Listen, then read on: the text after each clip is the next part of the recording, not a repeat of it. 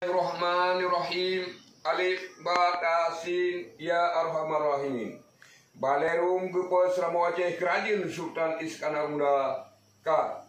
Sir Allah Nur Muhammad, ingat ke Allah dengan cahaya Nabi.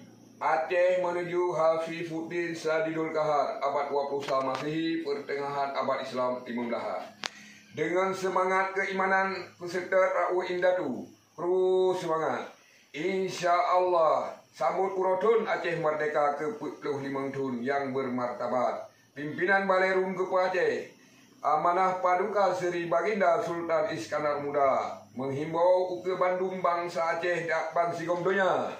Jempoh 7 Urau 1 Desember 2021 1 Jamadil Awal 1440 beik bendera bintang belian di seluruh wilayah Aceh dan di negara-negara yang mewakili bangsa Aceh.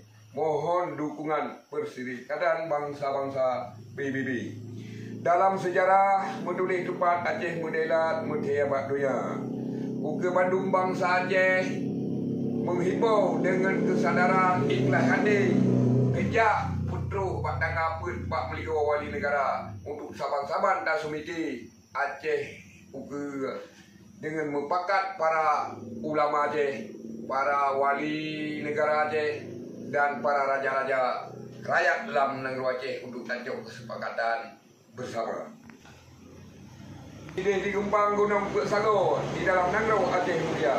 Betul tempuh langkah rakan Gambino Pak Wali negeri Peik Bendera. Bintangan bulian gesah dalam negeri Bekle Musiro yang nama dawa. Bekle mupaki sabi kedaro. Nibak urayo damai saudara.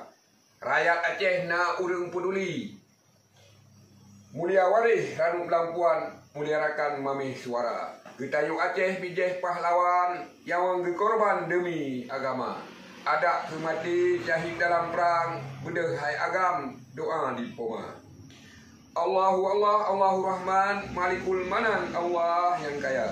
Neberi ke kamu bertetap iman, ampun ya Rahman segala dosa. Ya Ilahi wa ya Rabbi wa ya Sayyidi ya Maulana. Berkat itu hawangan Adam, berkat makam Bandung Aulia para syuhada. Dengan berkat negeri ya Allah, Islam yang kafah Aceh mulia.